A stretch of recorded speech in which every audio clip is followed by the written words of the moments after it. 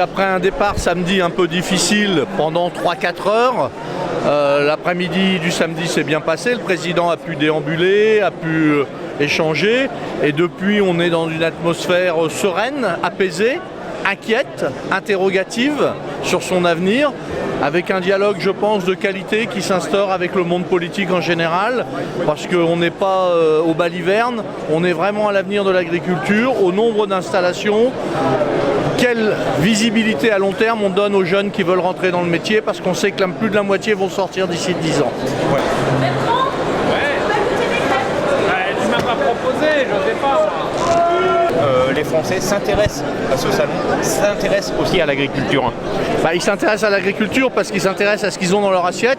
Ils s'intéressent aux paysages qui sont entretenus dans ce pays, parce qu'on a quand même un beau pays, quoi qu'on en dise. Et les Français, ils sont très sensibles, et au-delà de la sensibilité, ils y sont même attachés.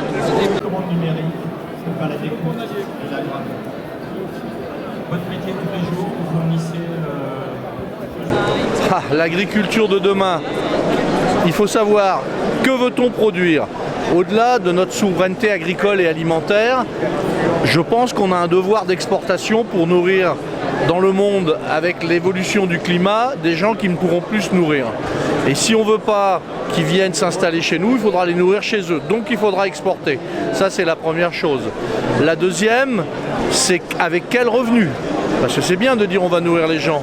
Mais quand on vend du blé 180 € la tonne, alors que le coût de production est de 220, ça ne peut pas aller.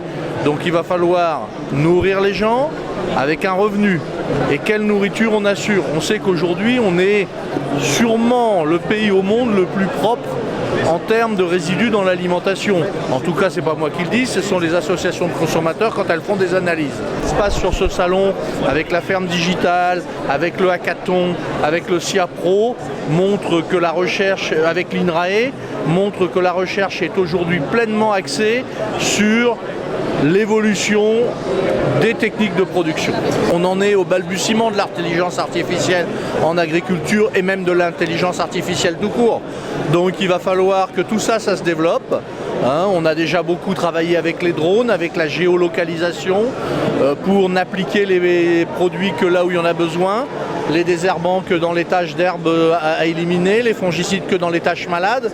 Donc il va falloir maintenant continuer, passer à autre chose, travailler sur bien sûr le digital, mais pas que. L'intelligence artificielle fait partie des cibles de recherche qu'on doit travailler. Les agriculteurs ont été les premiers à avoir le téléphone, ont été les premiers à avoir le Minitel, ont été les premiers à faire leur comptabilité sur informatique.